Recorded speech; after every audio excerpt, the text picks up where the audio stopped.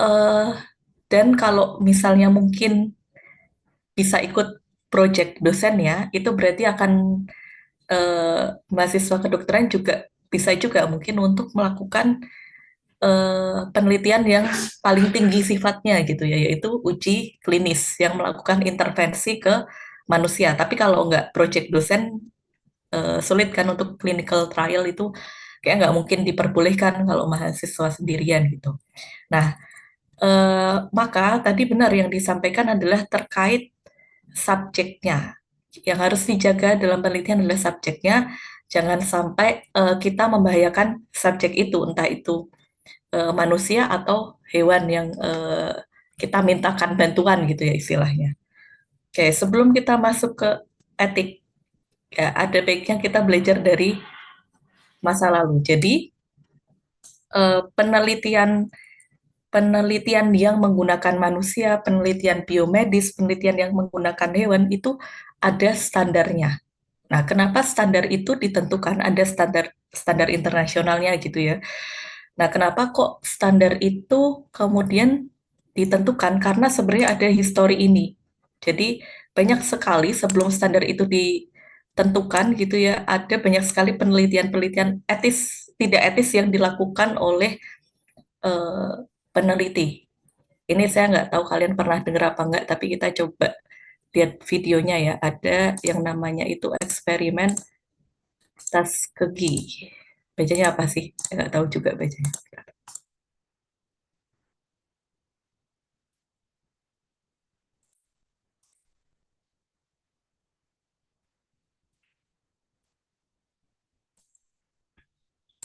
Oke, kita lihat. Ini salah satu penelitian yang eh, tidak etis ya, dan tidak manusiawi sama sekali.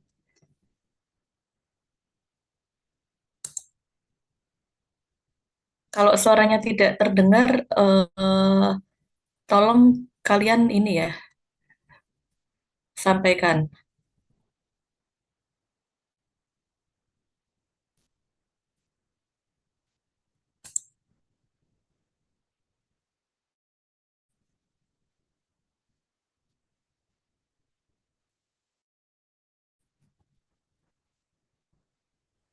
Ibu izin suaranya tidak terdengar, Ibu. Suaranya nggak masuk ya? Oke, sebentar. Saya stop share dulu.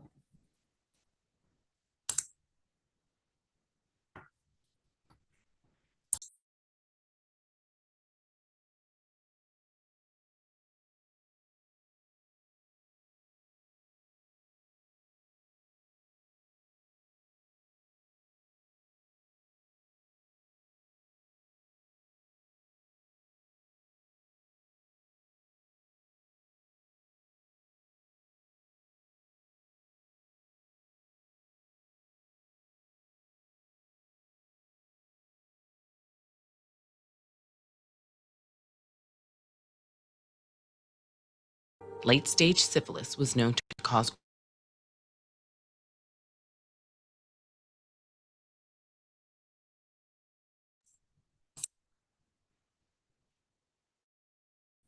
Suaranya sudah terdengar belum? Terdengar, Ibu. Oke.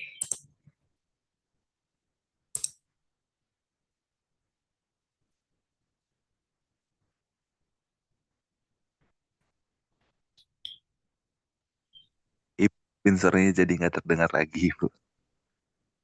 Gimana? Suaranya tidak terdengar lagi.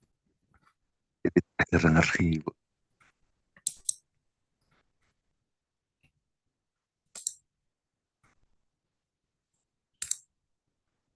Bentar.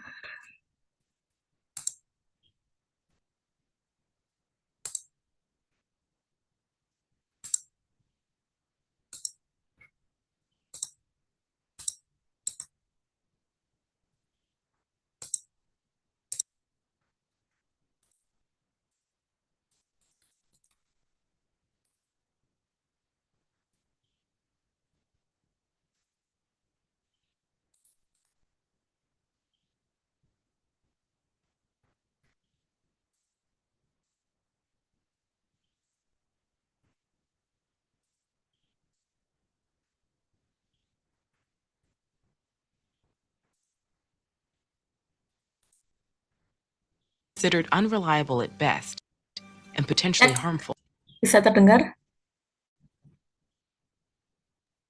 Bisa Ibu. Oke. at worst.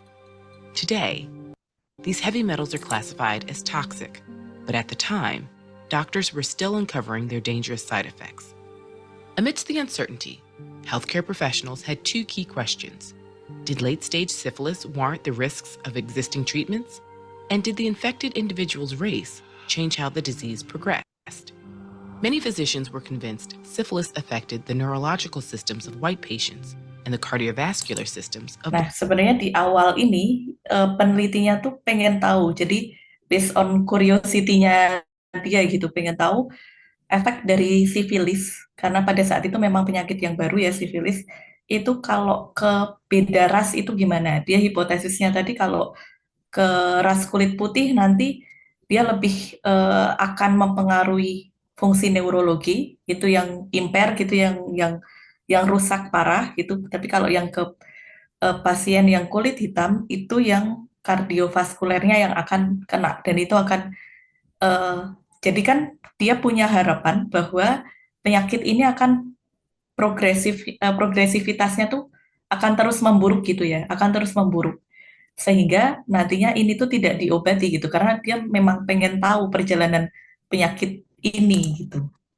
Black patients. There was little evidence for this theory, but the U.S. Public Health Service was determined to investigate further. In 1932, they launched a massive experiment in Tuskegee, Alabama. The town had already possessed a small hospital, and the area was home to a large population of potential participants. The PHS collaborated with local doctors and nurses to recruit roughly 400 black men, presumed to have non-contagious late-stage. Nah, di sini nanti ada black man nih. Ini udah isu, salah satu isu kalau menggunakan subjek manusia nanti ada rasisme apa enggak. Syphilis, as well as 200 non-syphilitic black men for their control group. But their recruitment plan centered on a lie. While the researchers planned to observe how syphilis would progress with minimal treatment, participants were told they would receive free drugs and Ada kebohongan di sini. Dia bilang bahwa partisipannya yang sifilis tadi itu akan menerima obat yang sedang mereka kembangkan gitu. Jadi itu pelanggaran etis lagi ya, dia tidak berbicara secara jujur gitu. Padahal itu ya dikasih placebo aja gitu, karena kan mereka memang ingin mempelajari perkembangan penyakit itu, kalau memburuk gimana gitu kan. care for their condition. At first, researchers gave the men existing treatments, but these were soon replaced with placebos. Under the false pretense of providing a special remedy, researchers performed painful and invasive spinal taps to investigate the disease's neurology. Nah, ini ada prosedur yang juga menyakitkan tadi ya, ngambil spinal tap-nya tadi. Consequences.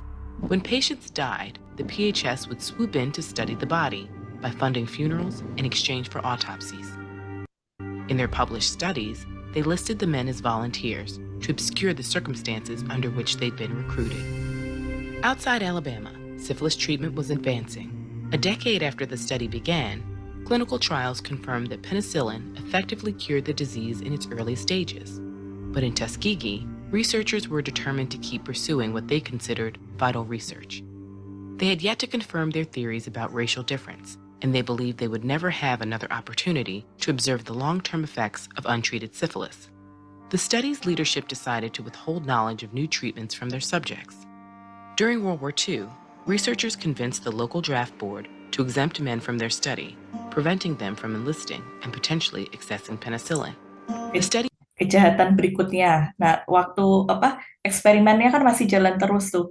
Terus pada saat itu ditemukan bahwa penicillin tuh sudah terbukti efektif untuk pengobatan sifilis, tapi mereka sembunyikan informasi itu dari subjek gitu ya, karena di awal tadi pakainya tadi apa ya, silver apa ya, atau apa gitu ya. Nah itu tuh tadinya kan dijanjikannya dikasih itu ya, tapi kan cuma dikasih di awal, kemudian diganti dengan placebo.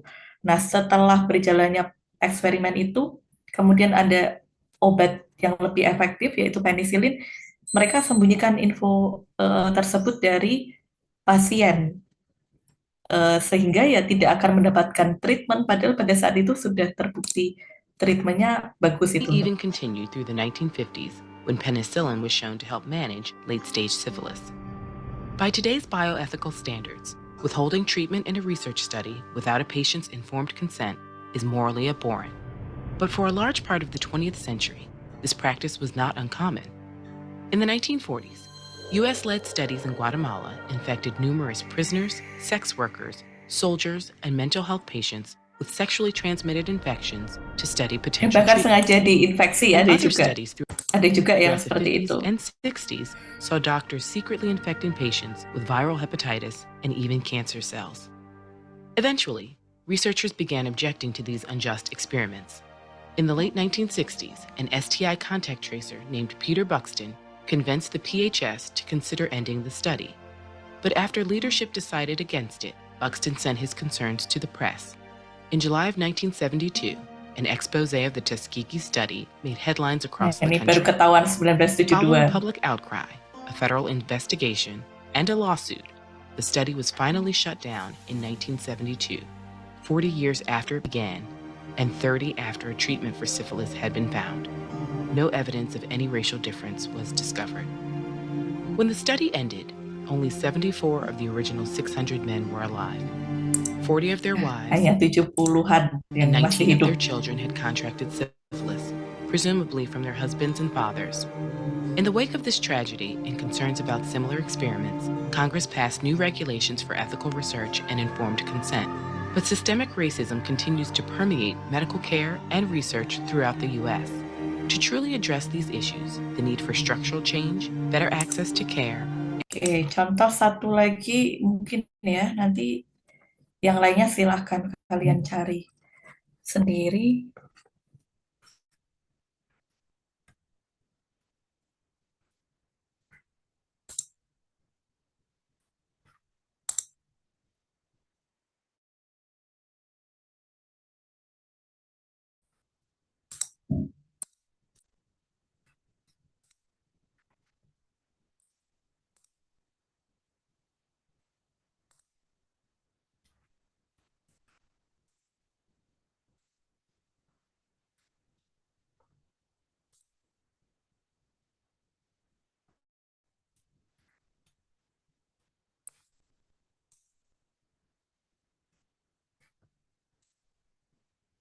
Yang ini bahkan ada filmnya, dibuat film. The Stanford Prison Experiment, conducted in 1971 by psychologist Philip Zimbardo at Stanford University, is one of the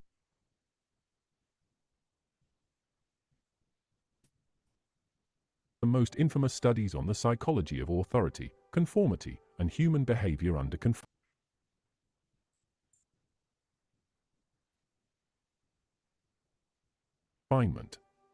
Designed to examine the impact of perceived power within a simulated prison environment, the study involved 24 male college students randomly assigned roles as either guards or prisoners. The setup: a basement of Stanford Psychology Building was converted. Nah, jadi ceritanya ini eksperimen bidangnya psikologi gitu ya. Dia merekrut 24 orang mahasiswa, kemudian nanti dari 24 orang itu di random. Ada yang nanti dikasih peran sebagai tahanan, orang yang dipenjara, ada yang sebagai penjaga sipir ya, sipir penjara gitu yang menjaga penjara into a itulah mock gitu. prison. Zimbardo Kemudian dia di setting juga itu ada memang ruangan yang disetting seperti penjara gitu. aimed for realism, staging arrests at participants' homes, transporting prisoners to jail, and implementing a strict environment with cell numbers, uniforms, and prison rules.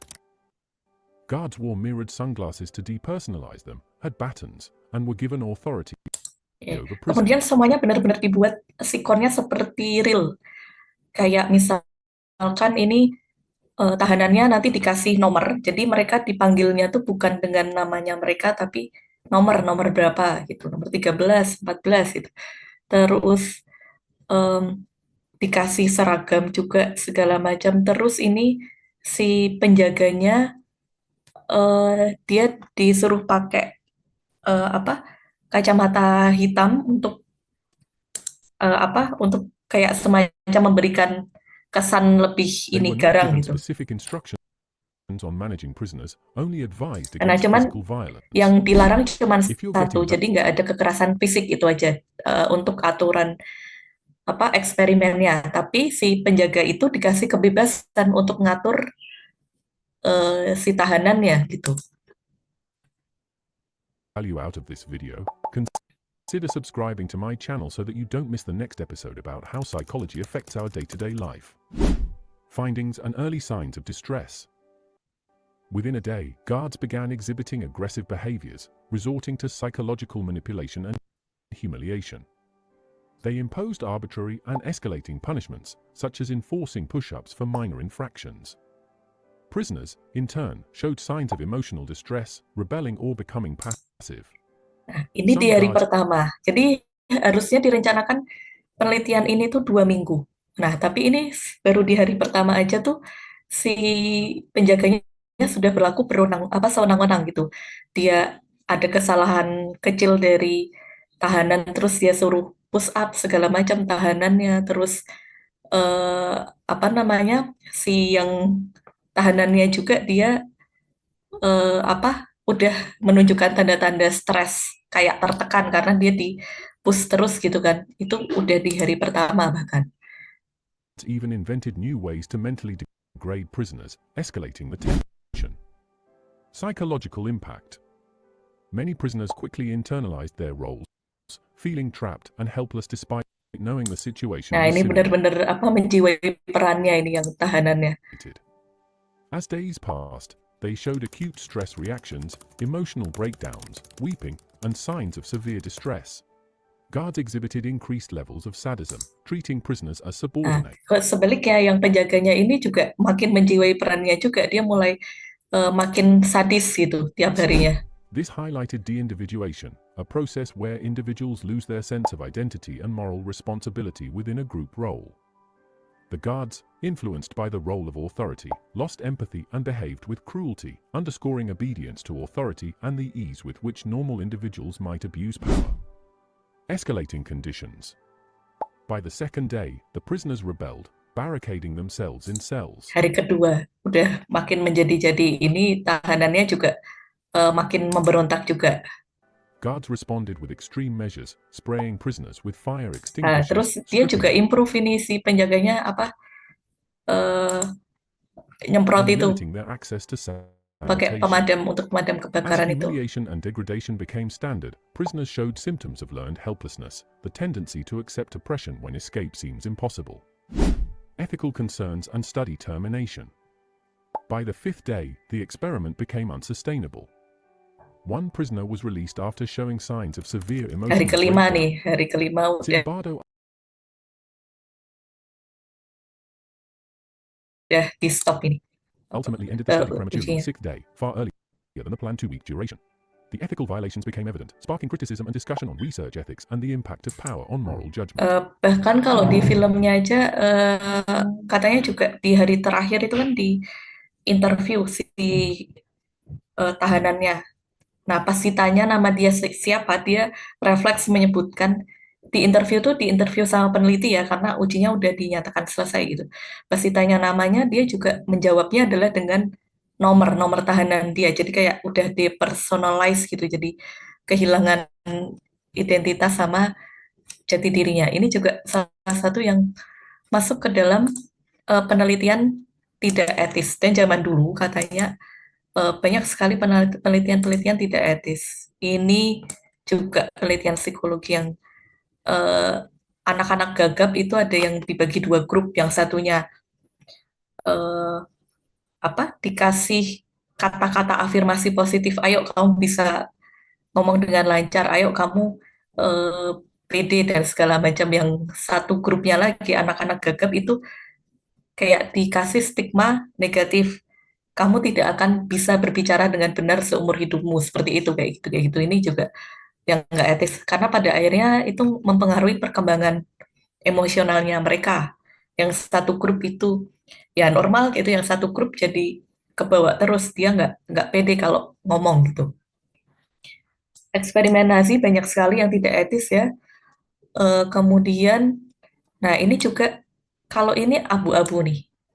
Ini adalah cerita tentang di mana si Henrietta Lacks ini, dia adalah kanker, penderita kanker serviks. Kemudian dia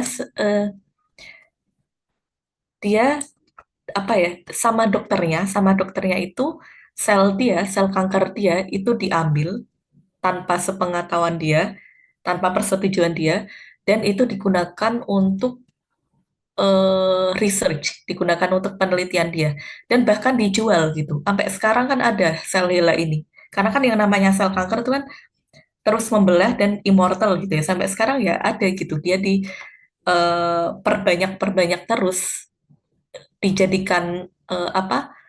Dijadikan tools untuk pengembangan obat.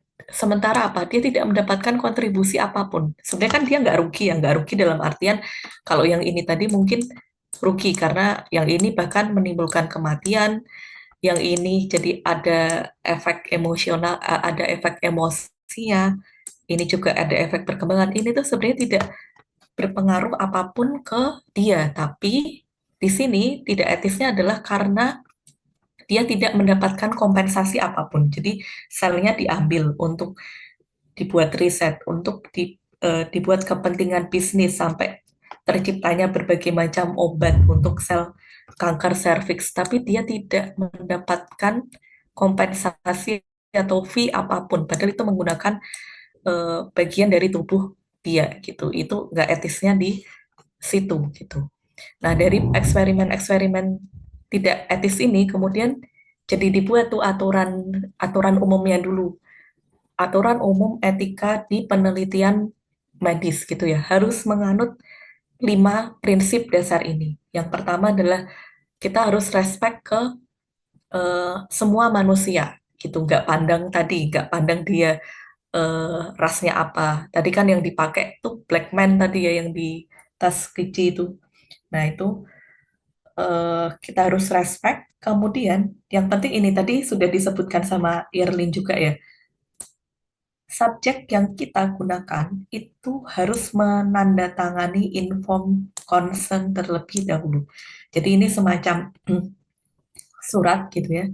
Surat di situ ada prosedur lengkap tentang dia tuh akan menjalani apa sih di penelitian ini. Itu dia adalah subjek penelitian. Nanti dia eh, akan mendapatkan treatment apa, akan mendapatkan kompensasi apa, itu ada di inform consent, semua infonya. Terus nanti di akhir itu ada permintaan dia untuk menandatangani, dan dia boleh, kalau misalnya dia baca inform consent-nya itu, terus ya, ah, saya nggak mau karena misalnya imbalannya terlalu dikit, risikonya besar, tapi saya cuma dapat imbalan dikit, saya nggak mau tanda tangan, ya nggak apa-apa, harusnya boleh-boleh aja gitu. Berarti dia tidak akan ikut ke penelitian tersebut gitu. Jadi harus itu tadi, respect person, kemudian ada otonomi bagi dia untuk apakah dia akan tetap partisipasi di penelitian atau enggak. Kemudian penelitian itu juga harus memberikan manfaat. Jadi harus besar manfaatnya nanti dibandingkan dengan risikonya. Kemudian non-maleficence, jadi tidak membahayakan. Kalau sekiranya nomor 2 sama 3 ini ya kayak semacam timbangan ya. Jadi dilihat bobotnya mana yang lebih berat gitu. Kalau memang misalnya kok prosedur penelitiannya memang ada membahayakan untuk subjek, risiko untuk subjek, tapi penelitian itu tuh sangat impact-nya nanti sangat besar ke masyarakat di dunia ini gitu. Yaitu masih bisa diperbolehkan untuk terjadi gitu. Kemudian selanjutnya adalah justice gitu. harus ada keadilan dalam rekrutmen dan perlakuan. Tadi contohnya tadi Justice sudah kelihatan di rasisme yang tadi ya, dia memang ngambil untuk black people aja gitu. Itu tadi udah kelihatan. Nanti ada istilah vulnerable subject, ada subjek yang rentan. Rekrutmen harus adil tadi, kemudian perlakuannya juga sama gitu ya. Nggak misalnya yang ini dapat kompensasi lebih besar dari yang ini. Kemudian integrity, kejujuran sama transparansi. Apapun hasil yang didapatkan dalam penelitian itu, ya harus dipublish. Itu yang pertama. Terus transparan, tidak ada manipulasi data. Itu nanti juga ada aturannya. Apa yang boleh dan tidak boleh kita lakukan terkait dengan data penelitian yang kita punya. Oke, dari penelitian yang tidak etis tadi, terutama kalau ini adalah karena banyak percobaan tidak etis yang dilakukan oleh Nazi, lalu muncullah kemudian ada semacam kode etik Nuremberg, itu di tahun 47 keluarnya. Ada 10 aturan yang mereka atur terkait dengan penelitian gitu, terutama penelitian medis. Yang pertama tadi sama, harus ada informed consent dan harus em, dia tanda tangan tanpa paksaan, tidak tanpa ancaman gitu. Kemudian nanti terkait informed consent ya, nanti akan muncul pertanyaan-pertanyaan seperti ini. Kalau subjek yang digunakan misalnya anak kecil gimana? Anak kecil aja belum paham itu informed consent apa. Anak kecil nggak bisa tanda tangan. Berarti kalau subjeknya memang harus anak kecil, maka eh, dia harus punya wali, orang tua atau penggantinya juga gitu ya, yang dia akan menandatangani informed consent tersebut. Terus juga akan ada pertanyaan juga, kalau subjek yang digunakan itu istilahnya apa ya? Misalnya, katakanlah ODGJ, dia kan nggak punya kesadaran penuh gitu. Atau misalnya orang yang koma, karena dia ini misalnya ceritanya eh, penelitiannya memang digunakan untuk terminal disease gitu, yang sudah hampir inilah gitu. Nah itu misalnya kan berarti dia nggak bisa tanda tangan sendiri ya, sama berarti harus ada walinya yang mewakili dia gitu untuk tanda tangan informed consent. Kemudian, nah eksperimen tadi harus bertujuan untuk eh, kebaikan masyarakat. Jangan cuman melakukan eksperimen itu just for curiosity gitu. Jadi kayak, ih penasaran nih kalau misalkan ini dikasih treatment ini apa yang terjadi gitu ya. Tapi nggak ada untungnya buat masyarakat, yang ngapain dilakukan gitu. Contoh tadi misalnya yang di anak-anak gagap itu tadi, apa sih yang mau dia buktikan gitu? Apa yang satu kan sebenarnya kayak udah jelas ya. Yang satunya dikasih treatmentnya adalah dia dikasih afirmasi positif, yang satunya afirmasi negatif. Ya pasti yang afirmasi positif tuh pasti akan apa namanya, akan perkembangan eh, cara bicaranya akan lebih cepat daripada yang satunya gitu loh. Jadi kayak kayak wasting wasting aja penelitian yang udah berbahaya, wasting lagi gitu. Nah, kemudian yang ini yang terkait manusia, ini penting nih. Penelitiannya ini jangan penelitian yang apa ya istilahnya? Blind. Blind itu atau kayak buta arah. Jadi kayak dia belum tahu, misalnya ada peneliti yang dia belum tahu apa-apa nih terkait dengan bahan yang diuji, itu jangan sampai seperti itu gitu kan. Kan kita bisa lakukan dulu uji yang bukan klinis, uji yang di in vitro atau mungkin in silico docking dulu gitu ya. Kalau ini ceritanya adalah obat gitu, bisa dimodeling dulu pakai software, bisa diuji dulu ke hewan, tikus atau mencit seperti itu gitu loh. Jadi jangan langsung lompat ke manusia dengan kondisi dia tidak tahu eh, obat yang dia gunakan tuh sifatnya seperti apa gitu. Jadi harus ada pengetahuan terlebih dahulu. Ada eksperimen di hewan, misalnya seperti itu. Kemudian eksperimennya juga harus didesain sedemikian rupa untuk menghindari adanya eh, luka, adanya eh, apa namanya luka baik itu fisik atau mental gitu ya. Tadilah contoh yang tidak etis itu kan ke situ semua. Kemudian, nah ini kalau yang nomor 5 ini saya juga masih abu-abu tadi.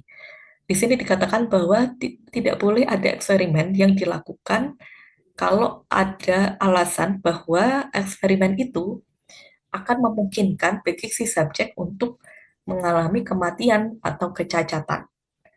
Karena beberapa mungkin tadi kalau menurut saya yang nomor 5 ini harus dilihat ditimbang-timbang lebih besar mana benefit atau risikonya. Misalnya memang mungkin kalian lebih tahu ya sebagai dokter gitu. Misalnya ada tindakan-tindakan yang sedang dicoba karena tindakan ini itu dihipotesiskan jika tindakan ini dilakukan tingkat kesembuhan pasiennya itu eh, bisa lebih tinggi daripada tindakan yang sebelumnya yang standar gitu. Nah, kalau memang eh, ada kecenderungan seperti itu dan memang tindakannya juga ada risikonya, misalnya bisa bikin cacat atau kemudian kematian gitu, ya kalau menurut saya masih boleh dilakukan dengan tadi ada dasarnya ya bahwa ini itu untuk kepentingan eh, masyarakat dan benefitnya mungkin akan lebih besar ke depannya gitu. Tapi di sini nanti kalau yang berisiko seperti ini, nanti inform consent-nya harus diatur ya, harus diatur sedemikian rupa. Termasuk misalnya ada pernyataan bahwa jika subjek mengalami kematian atau kecacatan, dia akan mendapatkan asuransi atau kompensasi besarnya sekian segala macam. Misalnya ya kalau dia adalah tulang punggung keluarga berarti dia harus eh, apa namanya anaknya harus dibiayai segala macam sampai sampai lulus kuliah dan sebagainya itu harus dinyatakan secara jelas di inform concern-nya gitu. Nah, ini sama juga risikonya tidak boleh lebih besar daripada benefitnya nanti. Kemudian ini ujinya harus didesain sedemikian rupa sebaik mungkin. Fasilitasnya juga harus memenuhi yang di situ diarahkan semuanya adalah untuk melindungi subjek. Personnya apa sih penelitinya? Karena nggak hanya peneliti saja ya biasanya yang terlibat tuh. Pokoknya semua anggota dalam yang terlibat dalam melakukan penelitian itu harus profil dan kualifikasinya harus memenuhi.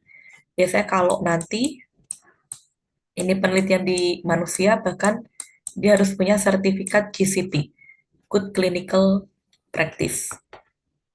Kemudian, nah, ini termasuk otonomi juga ya. Si subjeknya harus punya kebebasan untuk berhenti sewaktu-waktu dari eksperimen. Kayak misalkan yang di Stanford tadi, di hari pertama subjeknya udah nggak kuat, dia mau berhenti, harusnya boleh. Gitu. Kemudian, nah, kalau di penelitian di manusia biasanya ada istilahnya tuh PI, Principal Investigator. Nah, ini biasanya harus dokter kalau uji klinis, harus dokter PI ini, nggak boleh profesi kesehatan yang lain gitu. Nah, dia merupakan ketua atau leadernya dari tim penelitian itu, dan dia harus eh, bisa atau berani menghentikan uji klinisnya ini setiap saat gitu. Kalau tadi melihat bahwa oh oke, hari ini muncul satu efek samping, besoknya ngelihat kok 10 orang kena ya efek sampingnya dan ini cukup parah.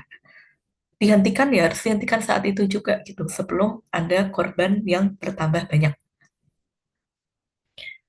Ini eh, kalau ini Nuremberg Code Nah, kalau ini yang hmm, lebih umum lagi ya, dia dipakainya ini semua komite etik.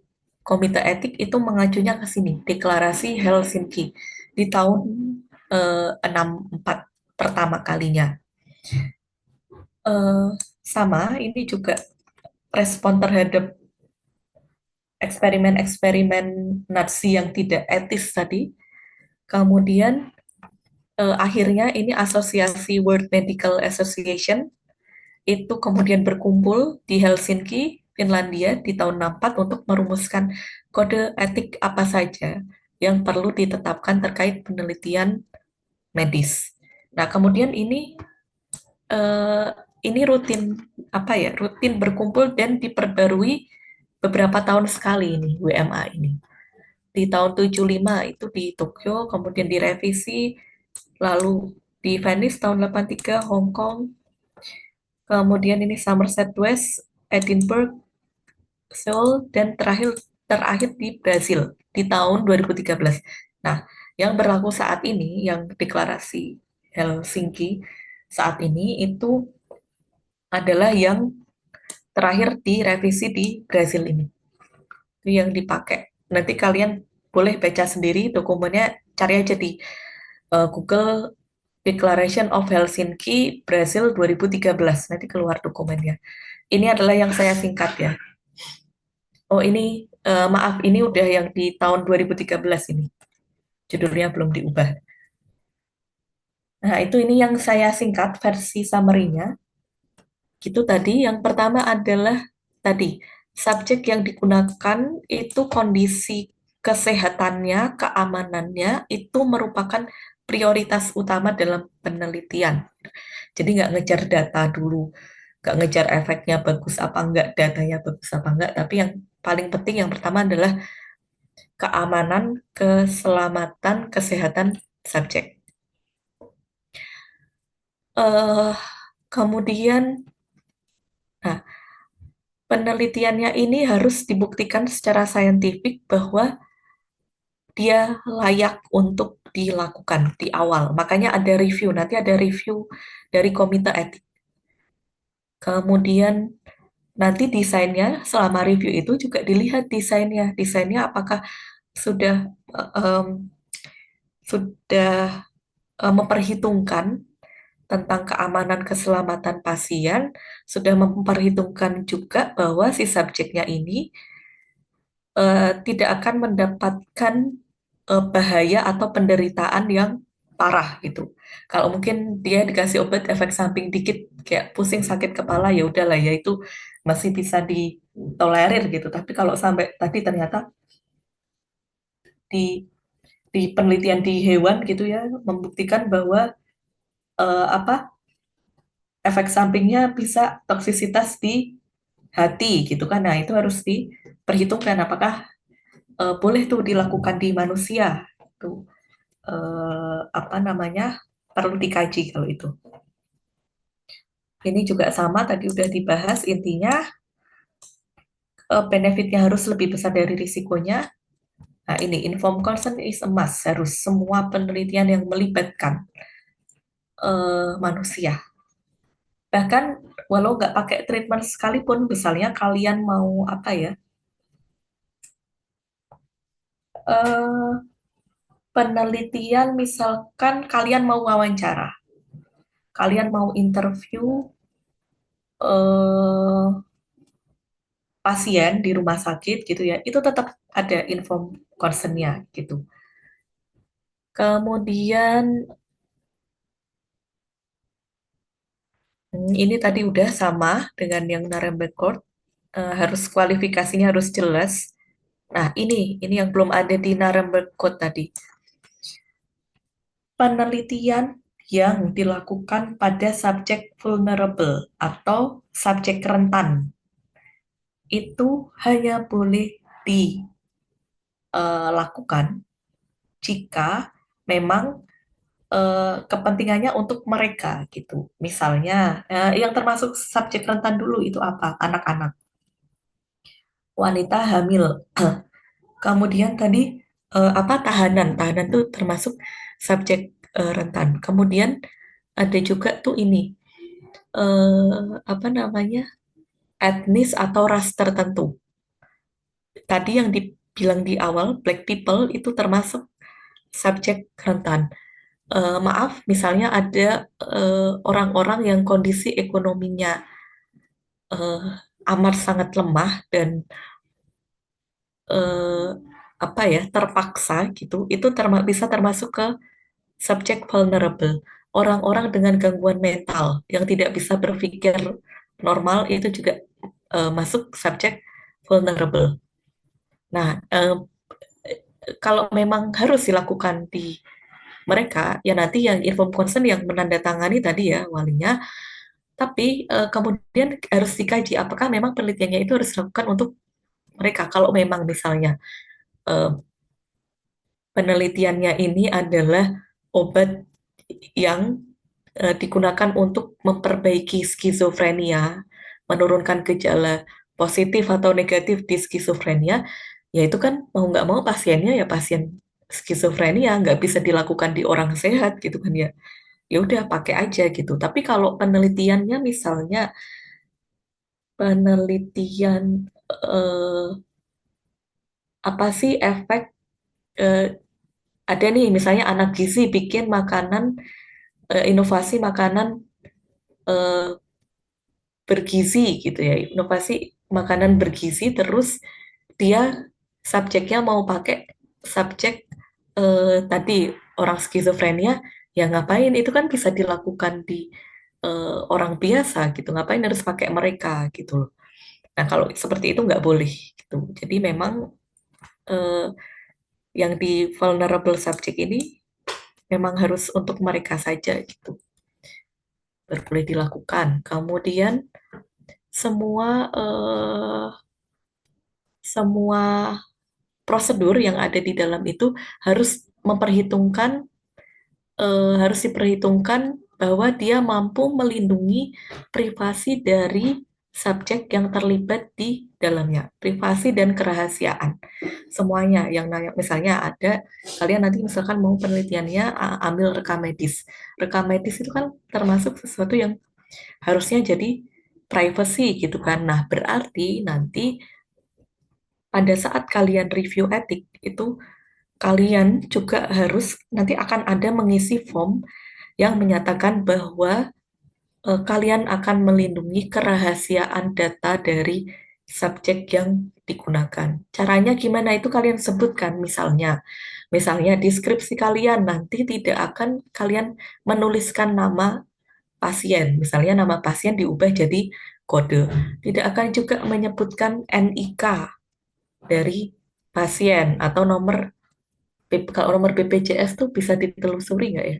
Kadang ada nomor BPJS tuh. Kalau NIK kan bisa ditelusuri juga, itu nggak boleh dicantumkan gitu. Itu harus disebutkan nanti di protokol penelitian yang kalian submit ke etik untuk direview, karena mereka akan sangat concern terhadap itu privasi. Apalagi nih, itu aja kalau misalnya penelitian biasa kayak hipertensi, DM itu aja tetap harus menjaga privasinya. Apalagi kalau penelitiannya yang mohon maaf ada penyakit-penyakit yang masih tabu di kita gitu ya, misalnya HIV. Nah, seperti itu, apalagi kalau kalian mau ngambil datanya adalah pasien HIV, itu lebih ketat lagi nanti komite etik untuk melihat gimana caranya kalian mampu menjaga data pasien ini supaya tidak bocor gitu. Nah, terus ini juga untuk yang uji klinis ini. Em, Sebenarnya di uji klinis obat atau tindakan, kan tidak hanya obat ya, tindakan kalau dokter ada bisa jadi eh, yang diujikan itu kan tindakan apa, pembedahan apa gitu-gitu ya. Nah, di uji klinis itu seharusnya sih defaultnya itu tidak boleh ada grup yang diberikan placebo. Ini nggak boleh. Misalnya kalian uji obat antihipertensi, ada formula baru, ada obat antihipertensi baru. Nah, nanti kalian rekrut pasien, terus kalian misalnya bagi dua.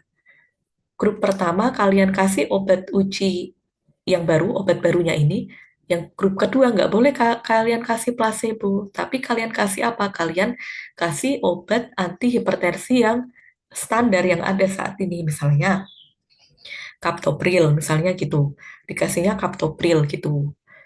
Karena nggak etis untuk membiarkan pasien yang tadi sudah terdiagnosis, sudah sakit kok tidak diberikan apa-apa. Seperti yang tadi loh, tes KG tadi itu tidak etis karena yang mereka diberikan placebo kan gitu.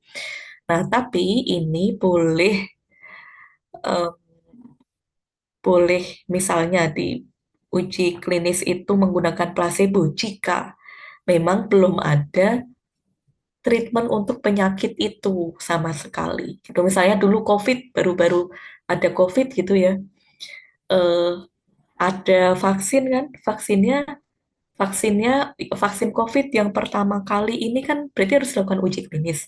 Nah, tapi kan uji klinis itu harusnya lawannya adalah treatment standar, berarti vaksin COVID juga gitu, tapi kan belum ada vaksin COVID sama sekali.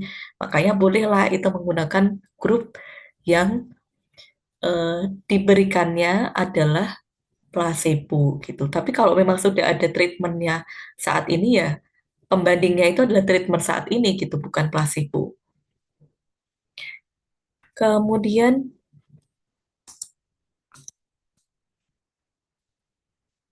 oke ini udah yang tadi, terus, oke.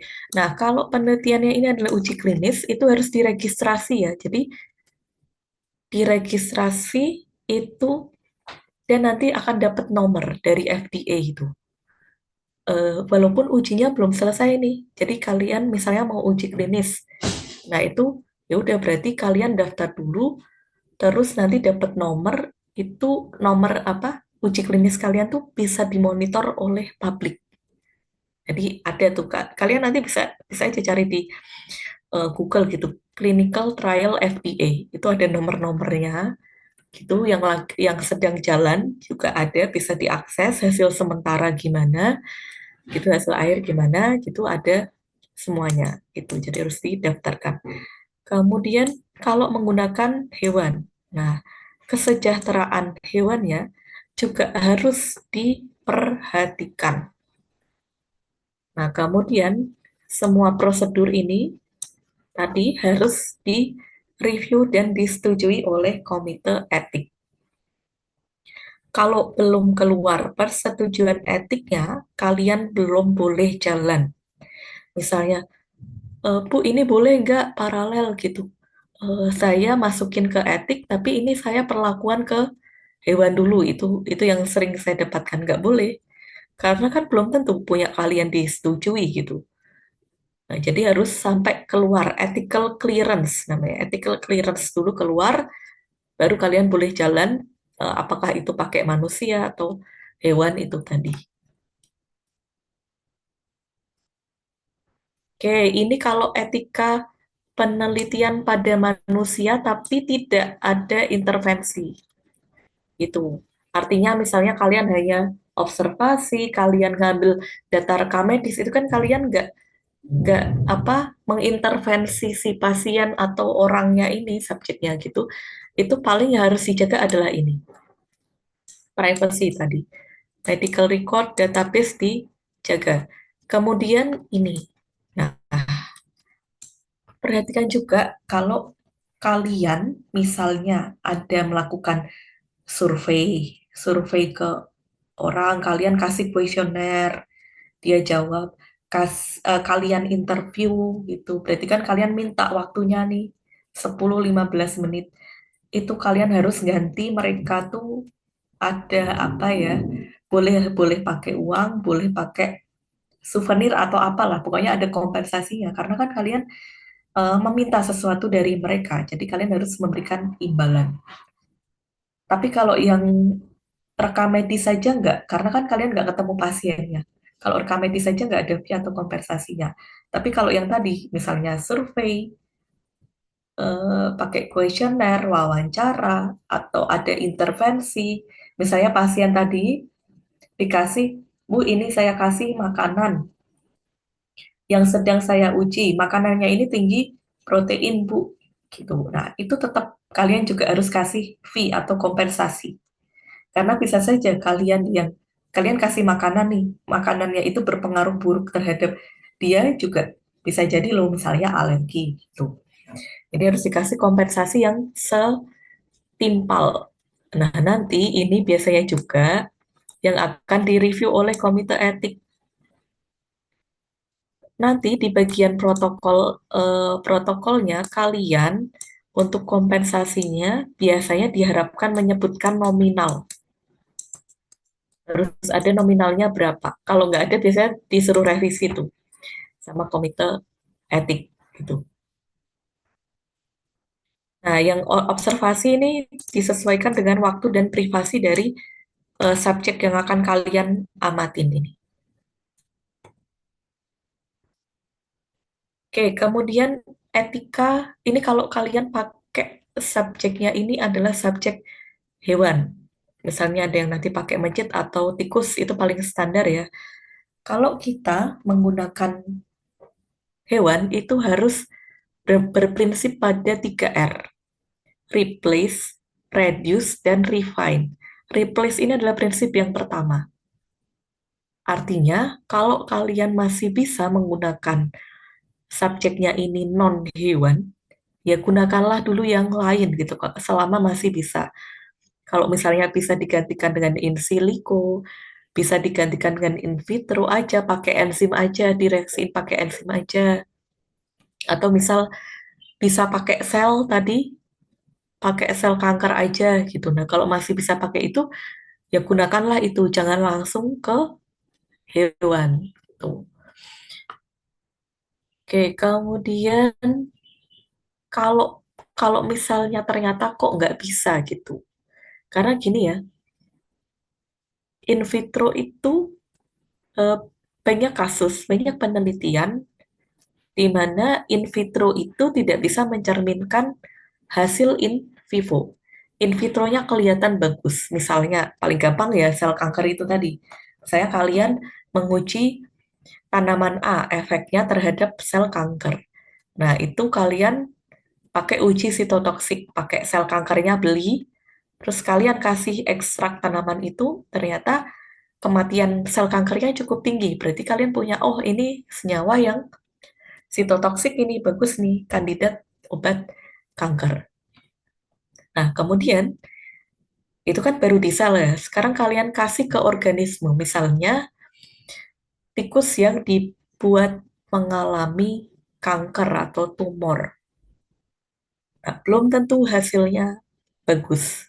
Bisa aja nggak kelihatan ada efeknya. Kenapa? Karena kalau di organisme itu faktor-faktornya lebih banyak lagi yang mungkin berpengaruh terhadap efek dari obat itu. Contoh paling paling gampang, kalian kan pernah dapat farmakokinetik ya, ada proses ADME. Kalau tadi di in vitro tuh ya udah senyawa apa ada selnya ada sel kanker, sel kankernya dikasih langsung tuh ekstraknya, ekstrak tanamannya, kan langsung ketemu ya antara sel kanker dengan si zat aktif yang ada di ekstrak itu, mati ternyata. Tapi kalau dimasukkan, dikasih, disondekan ke hewan, belum tentu senyawa tadi yang ada di ekstrak itu bisa terabsorpsi dari saluran cerna ke darah, belum belum tentu bisa masuk ke darah gitu. Kalaupun bisa masuk ke darah, bisa jadi juga misalnya kankernya apa ya? Misalnya kankernya kanker prostat gitu.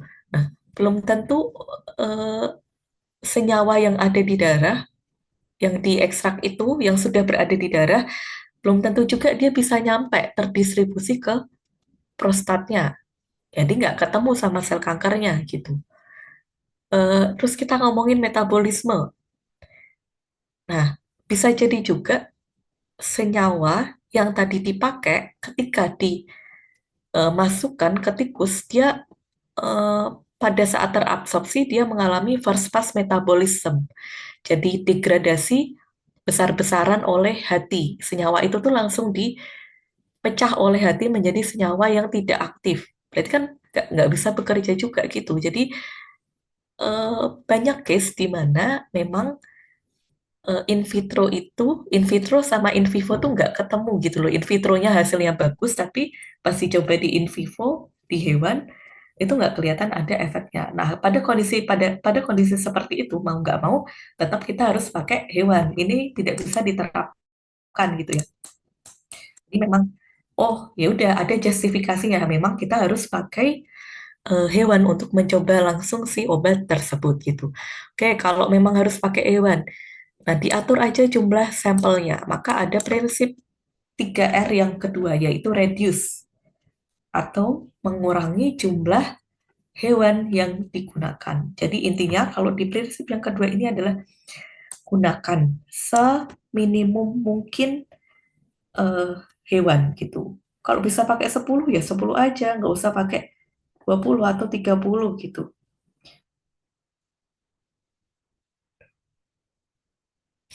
Gitu. Jadi eh, gunakan sesedikit mungkin.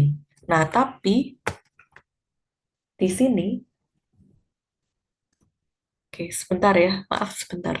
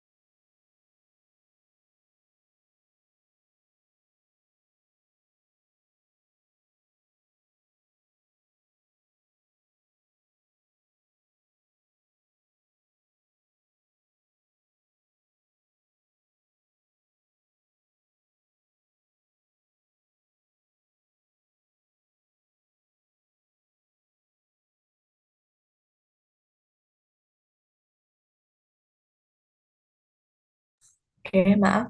Eh, kita lanjutkan. Tadi gunakan sesedikit mungkin. Nah, tapi di sini tuh suka em, ada konflik nih.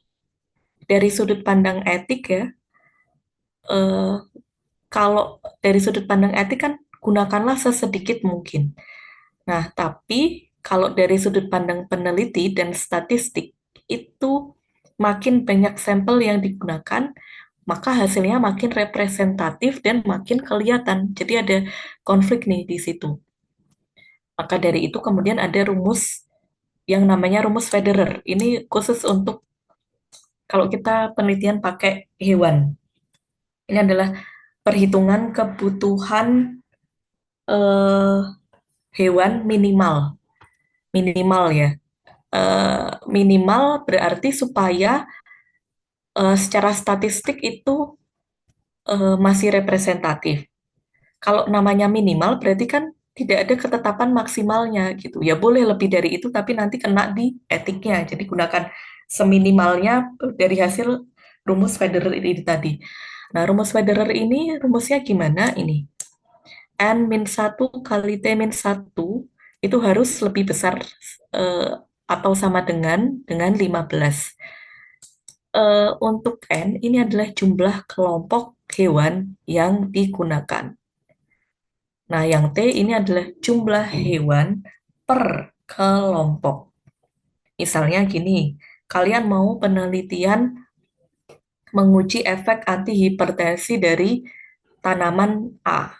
Nah, kalian tetapkan tuh ada nanti satu kelompok hewan yang akan mendapatkan bahan ujinya, yaitu tanaman A.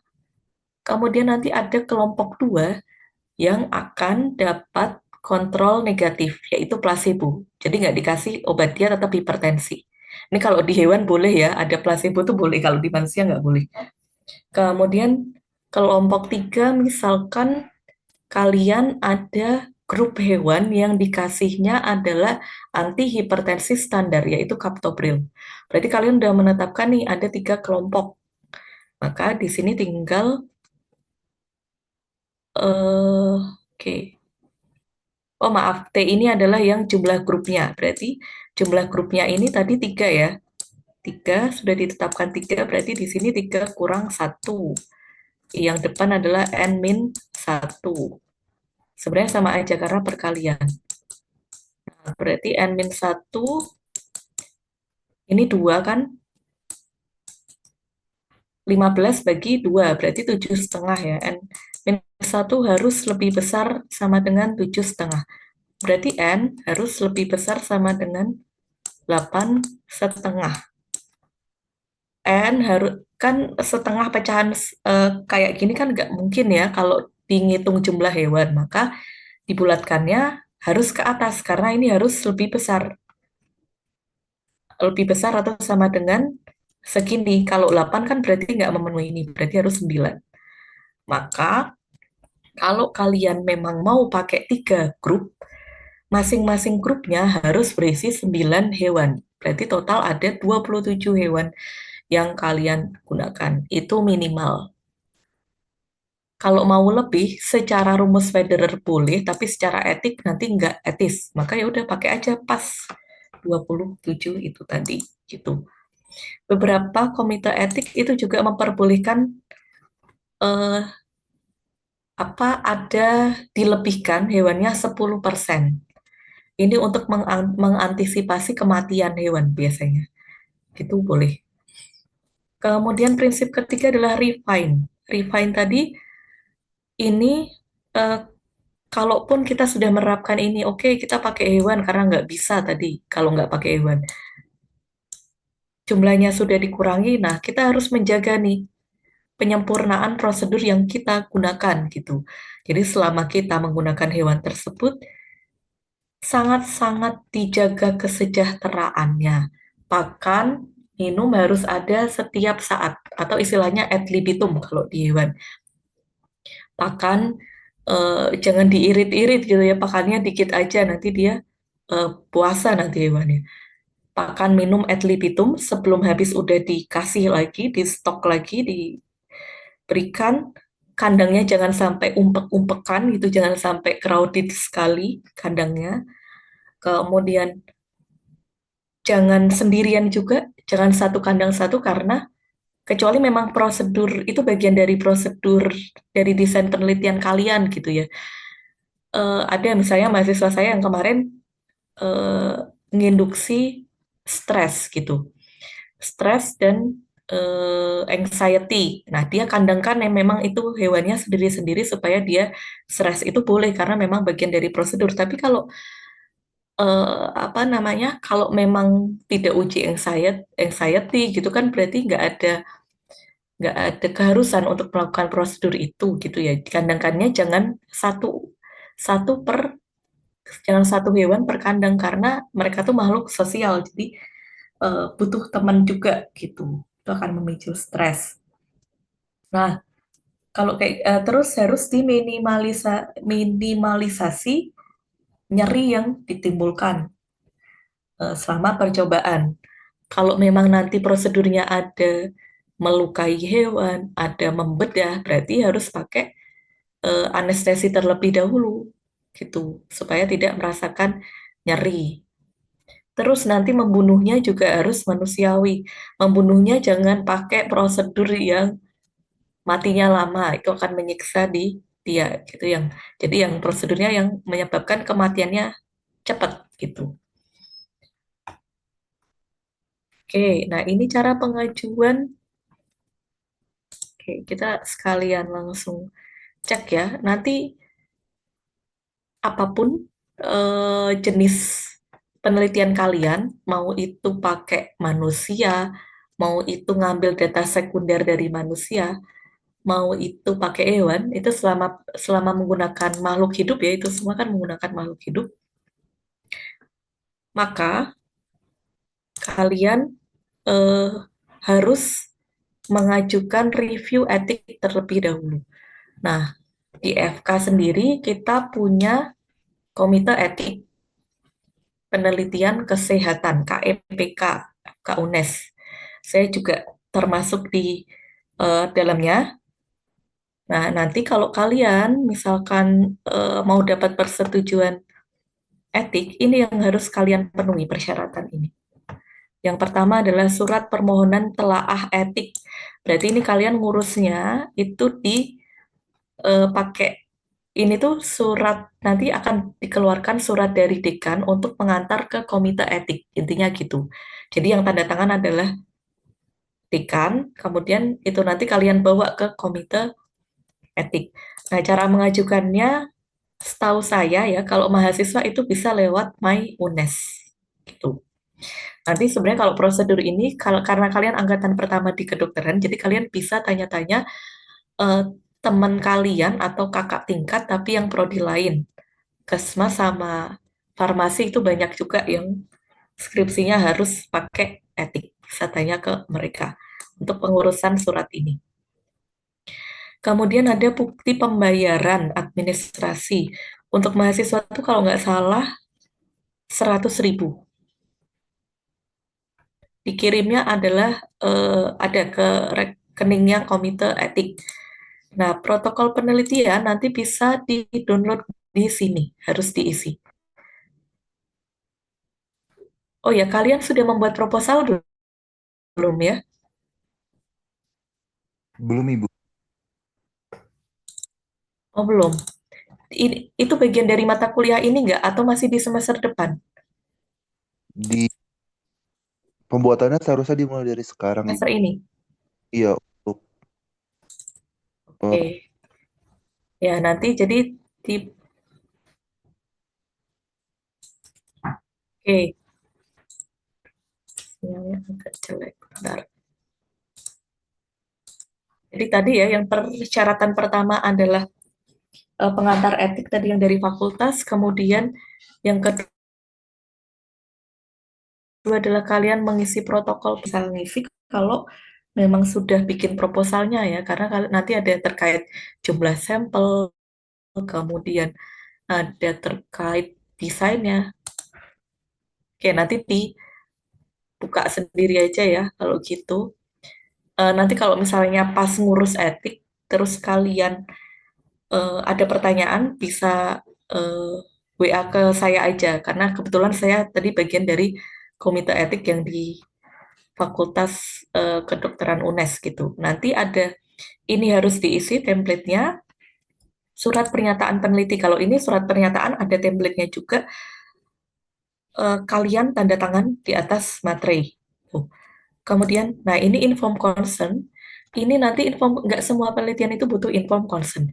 Inform consent ini hanya untuk kalau kalian melakukan intervensi ke pasien. Jadi kalau misalnya eh, kalian penelitian hewan, kalian kan nggak mungkin minta tanda tangan ke hewannya gitu. Nanti ini nggak usah diisi inform consent-nya. Yang ngambil data sekunder juga sebagian diisi, sebagian tidak usah gitu. Pokoknya kalau nggak relevan, tulis aja di inform consent-nya tuh tidak relevan gitu. Kemudian CV, ada CV peneliti juga. Tuh, kemudian ini ada proposal penelitian. Oh ya, harus ditandatangan pembimbing, berarti harus sudah ACC. Ini yang tadi eh, bisa diunduh di situ, CV peneliti, inform consent, sama instrumen penelitian. Kalau ini punya kalian sendiri ya, tidak ada template-nya dari kalian sendiri. Misalnya kalian ngambil rekam medis ke pasien, berarti kan di instrumen penelitian nanti adalah lembar pengumpul data pasiennya. Kalian akan ngambil data apa aja? Oh, kadar hemoglobin, kadar sel darah merah, kadar limfosit, kayak gitu nanti apa namanya instrumen penelitiannya juga eh, dilampirkan. Kalau ini kayaknya nggak ada kalau mahasiswa ya daftar bekas sponsor. Nah, kalau di sini dia bilangnya harus diupload di web ini, Yang sekarang webnya itu lagi tidak bisa diakses. Jadi aturan yang berlaku sekarang adalah semua persyaratan ini dikumpulkannya lewat ini aja, langsung ke email. Kalian email ke kepk.unes@mail.unes.ac.id gitu ya. Tuh. Oke, ada pertanyaan terlebih dahulu itu tadi etika penelitian medis. Kalau ini adalah etika penelitian terkait akademik. Silakan kalau ada pertanyaan terlebih dahulu. Bentar.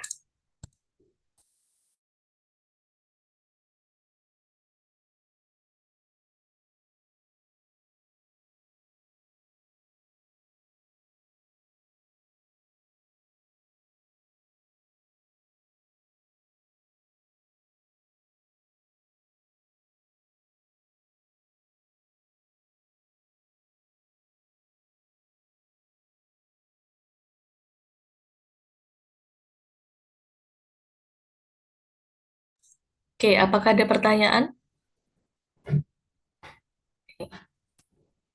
Sepertinya belum ada ya. Oke, kalau belum ada kita lanjutkan ke etik-etik akademik. Kalau ini umum, tidak hanya di penelitian yang medis saja. Ini yang namanya neliti ya, kita harus punya prinsip-prinsip ini. Yang pertama adalah kejujuran. Hindari fraud, cheating, kemudian ngaku-ngaku em, apa namanya hasil penelitiannya orang di aku-aku gitu. Itu nggak boleh dilakukan gitu. Kemudian respect. Nah, ini em, bisa jadi loh kita meneliti hal yang sama gitu. Saya dan peneliti lain gitu misalnya meneliti hal yang sama, tapi hasilnya beda. Itu mungkin terjadi gitu. Maka ya itu harus menghargai dan nggak ngejudge penelitian itu penelitiannya dia nih pasti bohong gitu gitu. Harus lihat POV-nya dia. Jangan-jangan ada prosedur yang beda nih.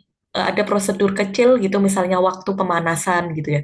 Waktu pemanasan itu beda sehingga menghasilkan hasil yang berbeda juga gitu.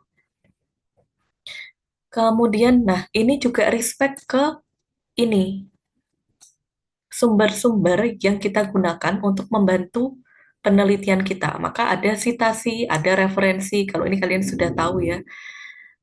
Paling kesalahan yang sering saya temukan dari mahasiswa terkait dengan sitasi itu adalah eh, gini, misalnya kalian nih, wah saya menemukan ada suatu sumber jurnal yang mendukung hasil dari penelitian saya. Saya jurnalnya si A, jurnalnya si A.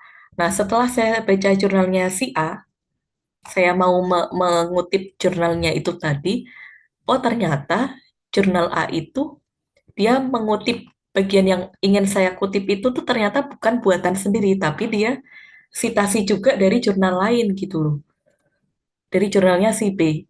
Nah, yang mahasiswa lakukan itu sering-seringnya saya temukan adalah yang nama yang dia masukkan di sitasi itu adalah jurnal A, padahal jurnal A itu tadi nggak nggak bikin sendiri, dia dia aja masih menyitasi orang lain jurnal B. Ya, yang harus kalian cantumkan di eh, apa namanya di sitasi kalian ya jurnal B yang awalnya yang aslinya mengeluarkan. Dan miris lagi adalah ketika saya menemukan mahasiswa-mahasiswa yang melakukan seperti itu dengan alasan bahwa kenapa kok kamu malah menyitasinya jurnal A? Karena jurnal A tahunnya lebih baru daripada jurnal B. Nah, itu termasuk ini juga eh, termasuk ketidakjujuran tipis-tipis gitu ya, tipis-tipis. Tidak fatal, tapi itu tetap nggak boleh karena nggak menghargai si jurnal B sebagai pembuat pembuat apa namanya pembuat naskah aslinya tadi yang disitasi oleh jurnal A gitu.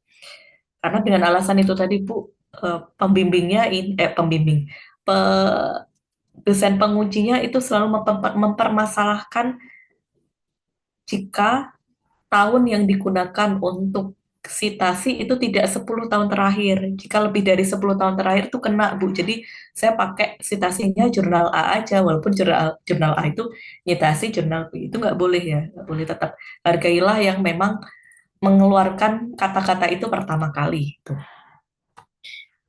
Kemudian responsible. Nah, ini yang jiwa ini yang harus kalian tanamkan juga sebagai peneliti. Kalian harus sadar betul efek dari penelitian kalian dan hasil publikasi kalian. Ini, jangan sampai misalnya datanya dimanipulasi supaya nanti gampang Bu, saya pas sidang nggak dipermasalahin sama dosen penguji. Ya nggak boleh seperti itu karena kalau kalian publish, misalnya kalian menemukan obat A punya efek sebagai antihipertensinya bagus, kalian publish itu akan diacu oleh orang. Orang akan meneruskan penelitian kalian. Ya kan jadi ngaco gitu ya, kasihan si orang yang tadi pakai sumber jurnal kalian gitu, karena ternyata datanya ngarang semuanya gitu ya. Jadi harus sadar betul itu. Em, Bahkan kalau saya pribadi ya, ini saya pribadi. Kalau ada mahasiswa bimbingan saya yang hasil penelitiannya tidak sesuai hipotesis, kan kalau saya kan biasanya penelitiannya memang pakai hewan itu tadi, nguji efek obat A gitu ke hewan gitu. Kalau ternyata kok dia udah nguji ekstraknya ini kok nggak ada efek apa-apa ke hewan, ya udah nggak apa-apa, tulis aja gitu. Nggak perlu diulangi, nggak perlu ganti tanaman, nggak perlu apa segala macam gitu. Terus kalau dipublish gimana Bu? Nggak bisa publish aja.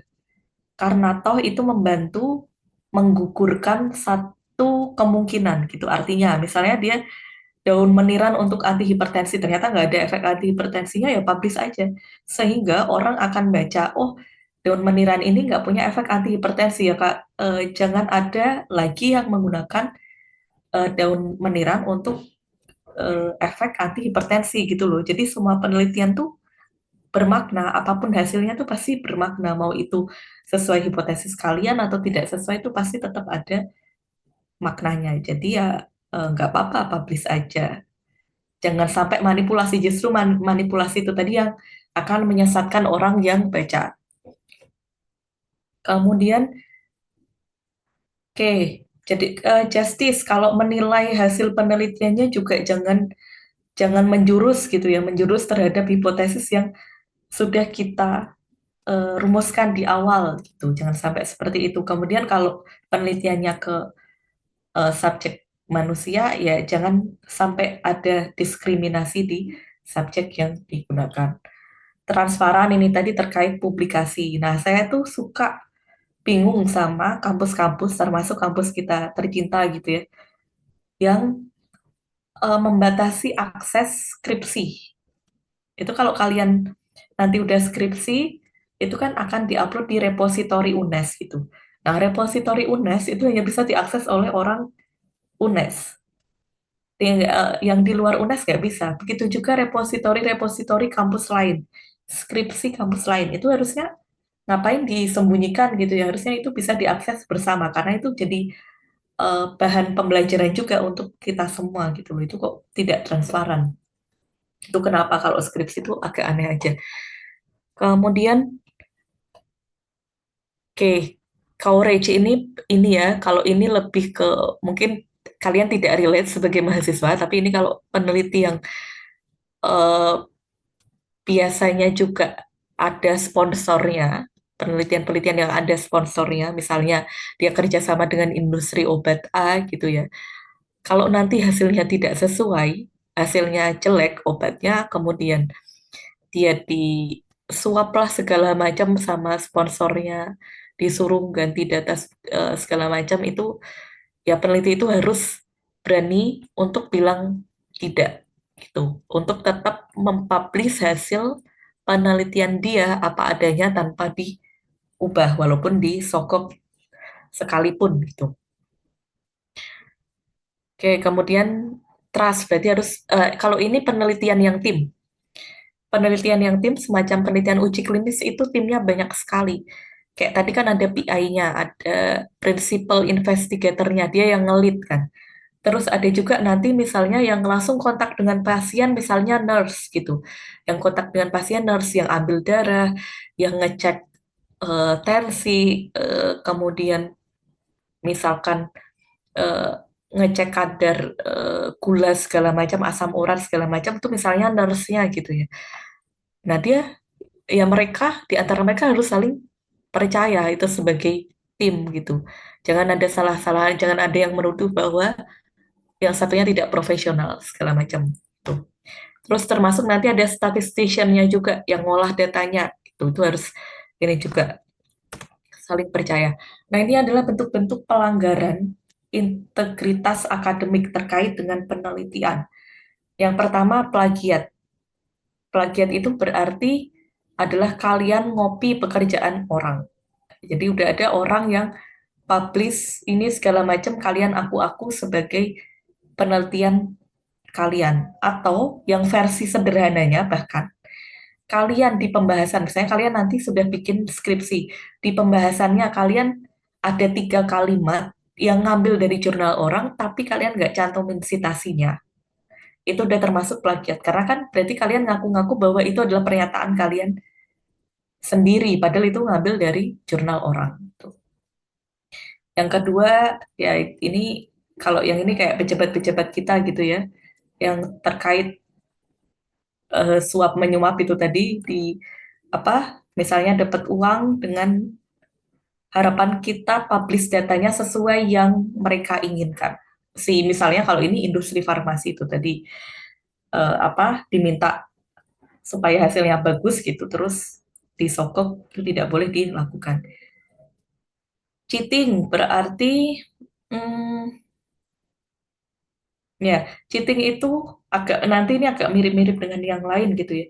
Bisa jadi dia, ini cheating paling gampang gini aja deh. Semoga tidak ada di FK. Semoga tidak ada di FK.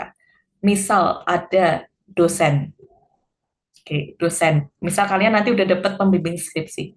Ada dosen, kalian punya dosen pembimbing skripsi, terus eh, kalian skripsinya ini bukan project, bukan proyeknya dosen. Jadi skripsinya ini adalah ide dari kalian, topik dari kalian, benar-benar mikir sendiri gitu ya, dana dari kalian, full. Nah, udah nih, udah selesai skripsi. Diminta publish oleh dosennya. Saya nama pertama ya, kamu nama kedua. Nah, ini kan ide kamu, ide kalian. Uangnya juga uang dari kalian. Terus publishnya kok nama pertamanya malah nama dosennya. Itu termasuk dosennya melakukan cheating. Jadi hati-hati. Nanti kalian harus berani bilang bahwa ini ide kalian. Kecuali kalau proyek. Kalau proyek itu nanti misalnya ini memang penelitian dosen dosen A gitu ya. Penelitian dosen A, terus kayak dia apa namanya, ngajak mahasiswa itu, kamu bantuin penelitian saya ya, desainnya kayak kayak kayak gini nih, udah dikasih nih desainnya sama dosennya, topiknya ini, desainnya kayak gini, kemudian nanti kalau selama penelitian butuh dana, bilang aja, nanti saya danain, gitu-gitu. Itu kan berarti kan semuanya sebenarnya ide dana dari dosennya, tapi mahasiswanya kan hanya melakukan saja. Maka ketika publikasi nanti, kalau dosen itu minta di nama pertama itu sangat diperbolehkan. Tapi kalau yang tadi ide dari kalian, duit dari kalian, kok dosennya minta nama pertama, itu dosennya cheating. Kalian harus berani nolak. Ada modelan gini lagi. Ada modelan yang masih masih cukup halal dilakukan gitu ya. Kalau yang tadi haram ya, yang apa, minta nama pertama, dosennya minta nama pertama, tapi semuanya sumbernya, source-nya dari kalian. Kalau yang ini masih boleh dilakukan. Saya ada dengar ada yang misalnya mahasiswa A, tadi idenya dari dia, dana apa penelitiannya dari dia, semua dari kantongnya sendiri. Nah, pas di akhir hasilnya bagus. Terus dosennya deal-dealan sama mahasiswa. Penelitianmu ini saya beli, boleh nggak? Penelitianmu ini saya beli, tapi nama saya, nama pertama, nanti nama kamu adalah nama kedua gitu. Dibeli ya berarti si mahasiswa itu boleh boleh menyebutkan nominal yang dia inginkan gitu ya. Itu misalnya ternyata penelitiannya habis 5 juta, terus dia bilang ke dosennya, ya bolehlah dibeli Pak 10 juta gitu ya. Nah itu ya boleh kalau itu udah transaksi ini apa, udah transaksi bisnis ya, yaitu yang penting antara mahasiswa sama dosen sudah deal-dealan aja. Tapi kalau yang tadi, yang pertama tadi saya sebutkan itu tidak etis karena semua-muanya dari mahasiswa, tapi kok dosennya minta nama pertama. Semoga tidak ada sih di FK. Saya pernah dengar beberapa kali lah ada yang seperti itu di fakultas lain. Tuh. Kemudian falsifikasi ini adalah mengubah data, memalsukan data. Jadi datanya harusnya penurunan tekanan darahnya itu cuma 5 mm Hg aja. Terus kalian ubah jadi 25 datanya supaya kelihatan potensinya besar. Itu falsifikasi. Nanti ini mirip dengan fabrikasi. Bedanya adalah kalau falsifikasi manipulasi data, kalau fabrikasi itu membuat data. Ya kalian nggak penelitian nih, tiba-tiba kalian punya data eh, penurunan antihipertensi dari ekstrak A. Nah, itu fabrikasi, berarti kan fabricate membuat. Kalau ini datanya ada tapi datanya jelek, kemudian kalian ubah sendiri, kalian manipulasi, atau ada juga versi lain dari falsifikasi seperti ini. Misalnya hewan yang dipakai 5 ya, penurunan tekanan darahnya hewan satu nih 25, ini 30, 32, 28. Yang ini penurunan tekanan darahnya sama 3. Terus kalian exclude aja, buang aja datanya supaya bagus. Nah, itu udah termasuk ke dalam falsifikasi. Ini yang tidak boleh dilakukan, omitting data. Oke, ini contoh-contoh case besar terkait falsifikasi data. Ini mungkin kalian pernah dengar nih sebagai mahasiswa kedokteran gitu ya. Itu ada Wakefield case di tahun 98. Ini adalah impact-nya sampai sekarang. Jadi ada dokter bedah asal Inggris namanya Andrew Wakefield. Dia nerbitin artikel di jurnal The Lancet. Ini termasuk jurnal yang reputasinya bagus ya, The Lancet ini. Nah, dia di situ mengklaim ada hubungan antara vaksin MMR dengan autism dan gangguan pencernaan. Ini yang sampai sekarang tuh masih berdengung, masih ditakutin sama orang tua yang termakan hoax ini ya. Ini tuh sumbernya dari ini, si Andrew ini, tahun 98. Nah, kesalahan yang dia lakukan itu adalah falsifikasi data. Jadi dia memanipulasi datanya agar kelihatan ada hubungan antara vaksin dengan autism. Nah, setelah diinvestigasi ternyata nggak ada nih, nggak ada korelasinya nih antara vaksin dengan autis. Nah, terus setelah ditelusuri lebih lanjut, hasil investigasinya tuh bahkan menunjukkan bahwa ini tuh diada-adakan. Data difalsifikasi ini karena ternyata Wakefield ini menerima dana itu apa namanya dari pengacara yang sedang menyiapkan gugatan terhadap produsen vaksin gitu. Jadi dia dibayar pengacara supaya ayo kamu bikin supaya kelihatan hubungan antara vaksin antara si vaksin itu tuh menyebabkan autism gitu. Dipaksa untuk ke situ. Kemudian ternyata konflik interest yang kedua adalah selain dia dibayar untuk menjatuhkan si apa produsen vaksin ini, dia juga ternyata diam-diam sedang mengembangkan vaksin alternatif sehingga kalau ini ternyata di apa namanya dihentikan dari market, vaksin dia tuh bisa naik, bisa laku gitu. Nah, sampai sekarang ini efeknya. Jadi banyak apa mungkin orang tua yang belum teredukasi gitu ya dan masih takut untuk anaknya divaksinasi. Ini ada contoh lain itu oke.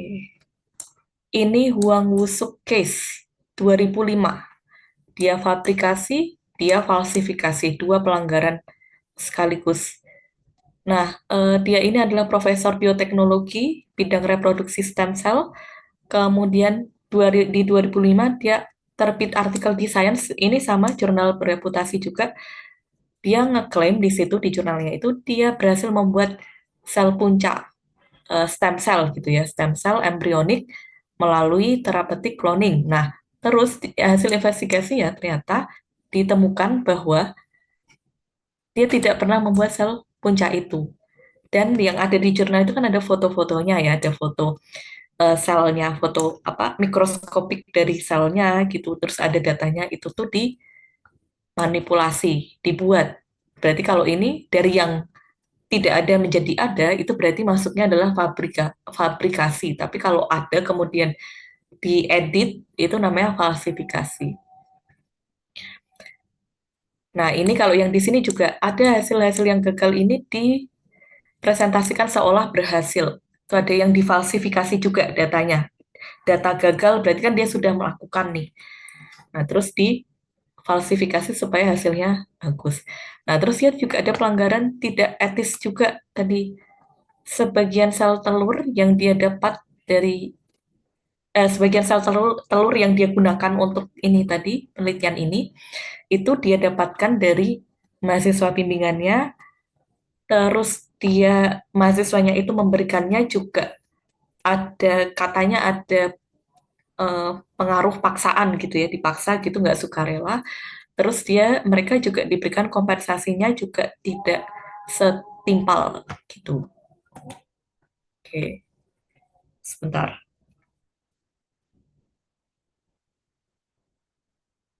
Oke, sebelum masuk ke sini, saya akan perlihatkan mungkin ya.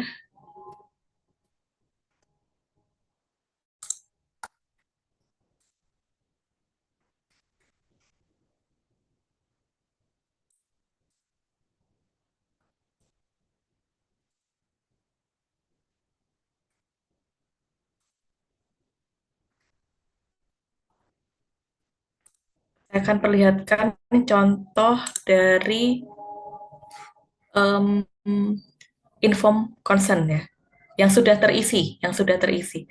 Jadi poin-poinnya adalah ya semuanya ini nanti dikasih ke inform consent form ini akan diberikan ke subjek penelitiannya ya. Ini kebetulan contohnya adalah uji klinis untuk lihat gel kombinasi natrium diklofenak dan heparin di subjek yang cedera akut. Berarti dia pakai pasien nih, subjek yang mengalami cedera akut. Nanti dibandingkannya adalah dengan yang treatment standar ini Voltaren ini. Treatment standarnya kan Voltaren, isinya kan cuman Na diklofenak aja ya gitu. Kalau yang dia uji itu adalah gel kombinasi ada diklofenak dan heparin. Nah, ini nanti subjeknya akan mendapatkan form ini, dia akan baca dulu. Terus inform consent form itu dibuat sedemikian rupa dengan bahasa yang mudah karena subjeknya kan bukan orang medis, jadi dibuat yang sesederhana mungkin sehingga mudah dipahami oleh subjek. Nah, nanti bisa dibikin seperti ini. Apakah tujuan penelitian ini? Nanti pastinya akan baca untuk menilai khasiat dan keamanan obat ini gitu. Kemudian obat ujinya apa? Nah, dia akan diinformasikan bahwa obatnya yang nanti akan dia terima itu adalah gel natrium diklofenak. Terus ada heparinnya juga kan, Na diklofenaknya untuk mengurangi nyeri peradangan, heparinnya adalah mengatasi pembekuan darah. Terus bagaimana penelitian ini akan dilakukan? Nah, dia dikasih tahu tuh ada total 102 pasien. Kemudian nanti eh, dikasih pasiennya ini kan sudah cedera ya, bukan dibuat jadi cedera gitu, tapi memang sudah cedera, kemudian dikasih obatnya, dioleskannya harus berapa kali, selama berapa hari, terus nanti dia dinilai apa, dinilai fasnya, dan seterusnya. Nah, terus ini ada detail juga, dia akan mendapatkan perlakuan apa saja. Nah, ini juga penting nih, penting sekali. Kalau memang memberikan treatment yang ada risikonya, maka ini harus dijelaskan juga ke pasien. Nah, ini efek samping yang mungkin apa? Oke. Terus di informed consent juga harus dicantumkan CP-nya dari si dokter penelitian tersebut. Jadi, misalnya kok nanti sekiranya dia mengalami efek samping, dia harus kontak siapa nih, gitu kan, harus tahu dia. Nah, itu dicantumkan di inform consent form. Nah, ini nanti juga ini tuh ada yang dibawa pasien gitu loh, dibawa pulang gitu. Jadi, supaya, oh ya, nanti kalau di rumah baru muncul efek sampingnya, nanti dia ngontak ke sini. Apakah ada larangan? Nah, apa saja yang boleh dilakukan? Berarti kalau di sini contohnya dia nggak boleh terapi pijat atau akupuntur karena bisa menyebabkan bias di hasil penelitiannya nanti. Nah, informasi. Nah, ini terkait kompensasi. Nanti Anda dibayar dengan sebesar 675.000 disebutkan gitu. Ini sebanding dengan risiko ya. Kalau kalian cuman kayak wawancara aja ya nggak gede seperti ini gitu. Bahkan kalau wawancara ada yang kasihnya dalam bentuk souvenir apa gitu ya. Atau apa voucher eh, GoPay atau apa gitu 25.000 misalkan seperti itu nanti disesuaikan dengan memang risiko yang akan didapatkan. Kalau ini kan cukup ada risikonya kan. Nah, ini juga penting nih kerahasiaan data. Makanya tadi dia eh, eh, kalian inform juga ke pasiennya, identitas akan dirahasiakan sepenuhnya. Itu. Kemudian perlindungan kesehatan. Nah, nanti juga ada asuransinya. Kalau ini uji klinis yang beneran gitu. Jadi uji klinis yang mahal gitu. Jadi ya seserius ini. Tapi kalau kalian ya nggak perlu sampai mengasuransikan pasien yang kalian wawancara gitu kan nggak harus ya. Tuh. Terus mungkin ini terakhir, masih ada waktu dikit. Nah, ini perlu saya bahas karena ini juga terkait etika nanti. Bolehkah kita menggunakan ChatGPT untuk penelitian atau untuk membuat skripsi? Oke, ini baca sendiri.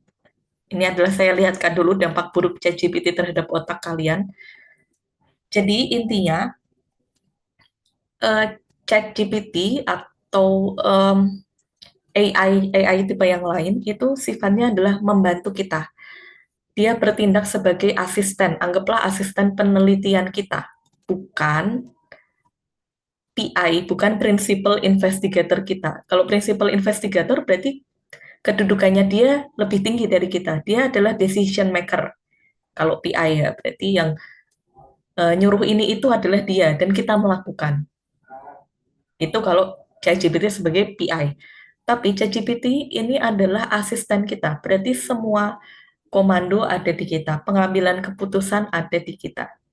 Jadi jangan serahkan semuanya ke ChatGPT. Itu yang penting ya, karena dia nggak pintar-pintar amat sebenarnya. Terakhir kali saya nemu ada orang keracunan. Saya nggak tahu kalian tahu apa nggak. Ada kasus keracunan orang gara-gara ChatGPT.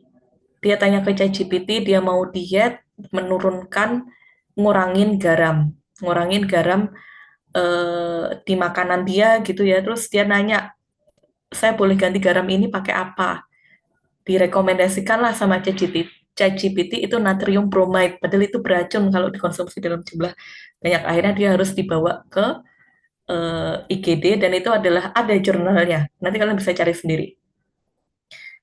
Itu adalah pertama kali kasus keracunan yang ditemukan karena rekomendasi ChatGPT. Itu udah dibikin case reportnya sama rumah sakit itu tuh udah dibuat gitu.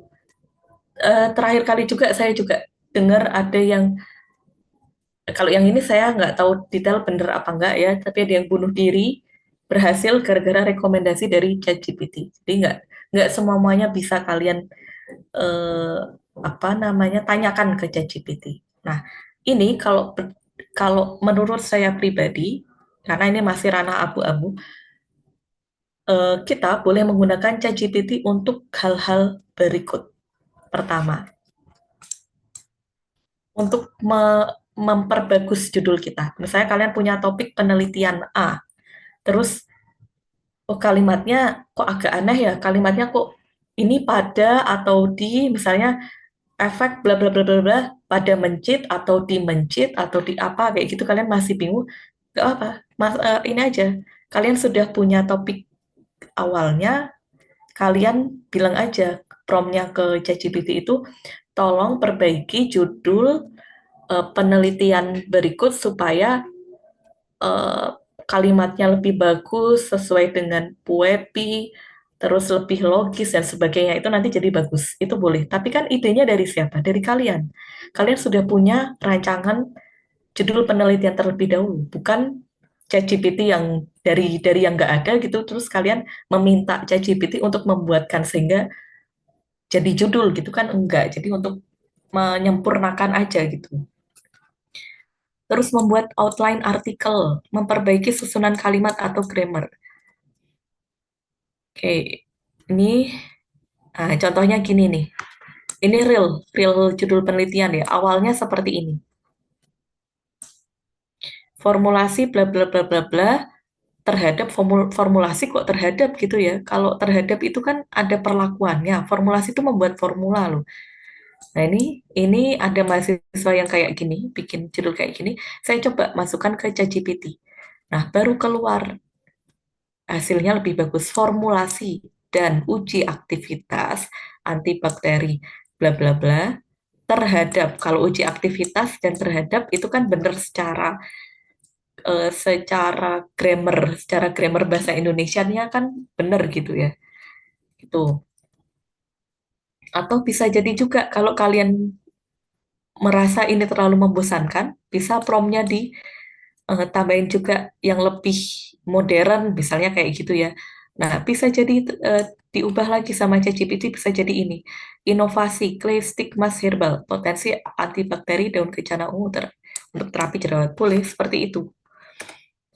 Terus yang kedua tadi bisa untuk membuatkan outline artikel. Ini kalau misalnya nanti kalian sudah punya skripsi, itu kan saya nggak tahu kalau di kedokteran apa ya, syarat untuk lulusnya gimana gitu. Kalau di farmasi kan untuk eh, daftar sidang itu harus ada draft draft artikel dan disubmit, udah disubmit. Masalah nanti dia diterima apa enggak sama jurnalnya itu nggak apa-apa gitu. Yang penting udah submit dulu. Nah, berarti kalian harus bikin artikel ilmiah. Misalnya kayak gini nih. Buatkan outline, outline ya. Outline itu kayak kasih rambu-rambu aja ke kalian gitu. Buatkan outline introduction untuk artikel ilmiah tersebut. Apa saja yang harus saya bahas? Nah, muncullah ini. Berikut adalah outline introduction untuk artikel ilmiah mengenai ini. Oke, berarti di sini muncul, oh berarti nanti di artikelnya, di latar belakangnya saya harus bahas ini. Kalau data-data kayak gini, kalau dia ngasih data-data, jangan ditelan mentah-mentah, karena bisa jadi datanya salah. Dia juga nggak kasih referensi kan gitu. Cuman ini aja, berarti kalau dari sini, oh berarti saya harus mencari data prevalensi akne. Udah, saya cari aja prevalensi akne beserta sitasinya. Terus ini penyebab akne. Oke, berarti saya cari di jurnal lain penyebab akne apa gitu. Enak. Jadi buat bantu kalian untuk bikin outline atau mandu kalian gitu. Oke, gitu. Terus yang ketiga tadi bisa digunakan untuk memperbaiki. Ini juga kalimatnya mahasiswa ya. Coba ambil satu kalimat pertama aja. Rata-rata pengobatan jerawat itu apa gitu ya. Rata-rata pengobatan jerawat menggunakan antibiotik karena dapat menghambat pertumbuhan bakteri seperti P. acnes dan S. epidermidis. Ya, ini tiba-tiba contoh antibiotik ini kayaknya harus ganti kalimat deh. Dan sebagainya gitu ya. Terus saya minta dia, ChatGPT itu untuk eh, mengubah kalimatnya. Tadi kan ini kan, promnya udah saya giniin nih. Kalimat pertamanya udah jauh lebih bagus. Pengobatan jerawat umumnya menggunakan antibiotik karena mampu menghambat pertumbuhan bakteri penyebab jerawat seperti ini dan ini. Terus ya, otomatis ganti kalimat. Beberapa jenis antibiotik yang sering digunakan antara. Nah, seperti itu. Gitu ya. Jadi ini kan original dari kalian, full idenya dari kalian. Kemudian kalian cuma minta ChatGPT untuk membuatnya supaya kalimatnya lebih bagus. Jadi seperti ini. Itu menurut saya pribadi halal untuk dilakukan karena tadi dia sifatnya asisten. Tapi ini semua kan hasil pencarian kita sendiri. Ini kita baca sendiri bahwa di jurnalnya si Desi Nioti ini juga kayak gini nih. Itu kan hasil karya kita sendiri. Dia menyempurnakan aja itu. Nah, ini yang tidak boleh digunakan ChatGPT itu untuk kepentingan ini. Membuat keseluruhan artikel tidak boleh, mencarikan referensi juga tidak boleh karena fiktif, banyak referensi yang fiktif, membuat analisis data juga tidak boleh, dan membuat pembahasan itu juga tidak boleh. Itu. Jadi otaknya tetap ada di kalian. Oke, katanya terakhir ya ini, etik itu adalah agamanya dari sains. Sains sama agama kan sesuatu yang terpisah, tapi agamanya dari sains itu kita sebut sebagai etik gitu.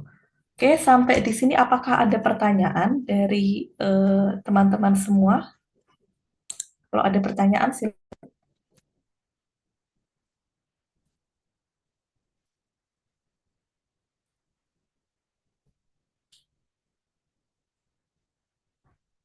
tidak ada ya. Kalau memang sudah tidak ada pertanyaan, saya rasa cukup untuk kuliah hari ini. Terima kasih banyak atas perhatiannya. Ini saya izin tutup Zoom-nya. Wassalamualaikum warahmatullahi wabarakatuh. Waalaikumsalam warahmatullahi wabarakatuh. Terima kasih, Ibu.